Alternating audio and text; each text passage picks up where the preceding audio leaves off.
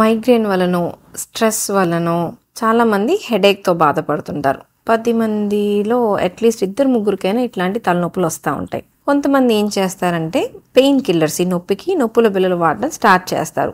ఫస్ట్లో నెలలో 2 సార్లు, తర్వాత వారంలో 2 సార్లు అట్లా పెంచి సుమారు నెలలోనే 15-20 బిళ్ళలు మింగుతూ ఉంటారనమాట. ఇట్లా కొన్ని నెలలు మింగిన తర్వాత ఏమవుతుందంటే మన బ్రెయిన్లో కొన్ని చేంజెస్ వచ్చేసి బిళ్ళ మింగని రోజు ఎట్టి పరిస్థితుల్లో తలనొప్పి అనేది వచ్చేసిద్ది అనమాట.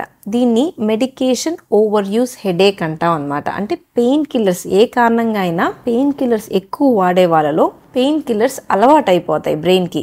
ఏ రోజు పెయిన్ కిల్లర్ పడదో ఆ రోజు హెడేక్ వచ్చింది. దీంతో నెల మొత్తం నొప్పుల బిళ్ళలు వాడాల్సి వచ్చింది అనమాట. సో ఇట్లా పేషెంట్స్ వస్తుంటారు మా దగ్గరికి, బిళ్ళ వేయకపోతే తలనొప్పి వస్తుంది అని. సో అప్పుడు మనం చేయాల్సిన మెయిన్ థింగ్ ఏంటి అంటే ఆ టాబ్లెట్ తీసేసి టెంపరీగా కొన్ని వేరే చిన్నపాటి నొప్పులకి సంబంధించిన వేరే బిళ్ళలు పెట్టి ఈ బిళ్ళ తీయాల్సి వచ్చింది. కానీ చాలాసార్లు పేషెంట్లు మళ్ళీ కనిపించరు. ఎందుకు అంటే ఆ తీసే ప్రాసెస్లో నొప్పి కొంచెం ఇబ్బంది పెట్టిద్ది, కొంచెం తట్టుకోవాల్సి వచ్చింది. ఇప్పుడు స్మోకింగ్, డ్రింక్ మాన్పించడం ఎంత కష్టమో వాళ్ళతో నొప్పుల బిళ్ళలు మాన్పించడం కూడా అంతే కష్టం.